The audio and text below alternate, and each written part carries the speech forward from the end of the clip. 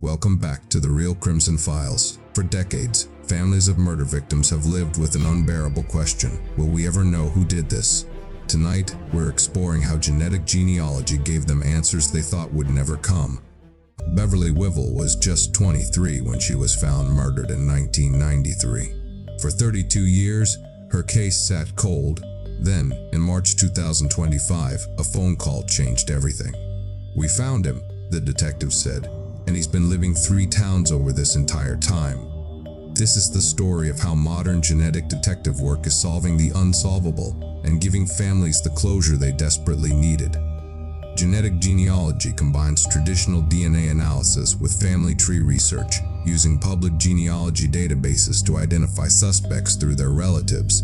It's the same technology that helps people find long-lost cousins, but investigators use it to find killers. The process is painstaking. Crime scene DNA is uploaded to genealogy databases, creating family trees that can span hundreds of people across multiple generations. Investigators then work backward, eliminating possibilities until they find their suspect.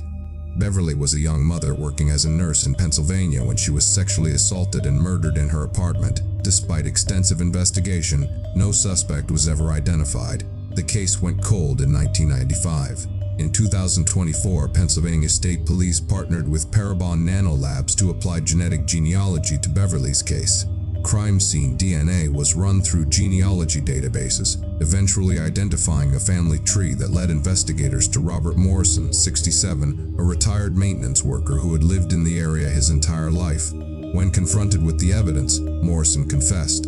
He had been hiding in plain sight for over 3 decades. Florida's Clearwater murders puzzled investigators for 28 years. Between 1994 and 1997, 4 women were killed in similar fashion, but no connection was ever established. The cases went cold, filed away as separate investigations. Genetic genealogy changed everything. In January 2025, all 4 cases were linked to the same suspect, David Patterson, a former security guard who had moved to Arizona and lived quietly for decades. Patterson wasn't just a killer, he was a serial killer whose full scope of crimes may never be known. His arrest led to investigations in 3 additional states where he had lived. What makes 2025 significant is the advancement in degraded DNA analysis.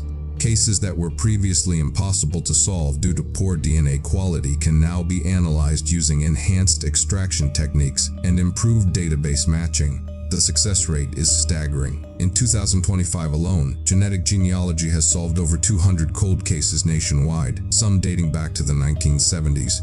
Each solved case represents a family finally getting answers, a community getting closure, and justice being served regardless of how much time has passed.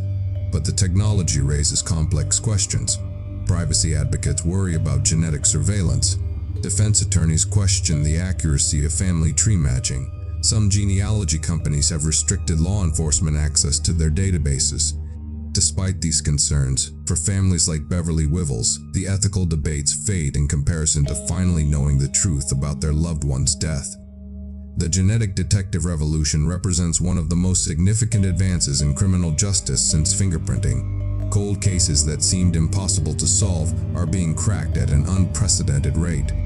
For the families who have waited decades for answers, genetic genealogy offers something previous generations could never have imagined: the possibility that time doesn't make killers safe, and that justice delayed is not necessarily justice denied.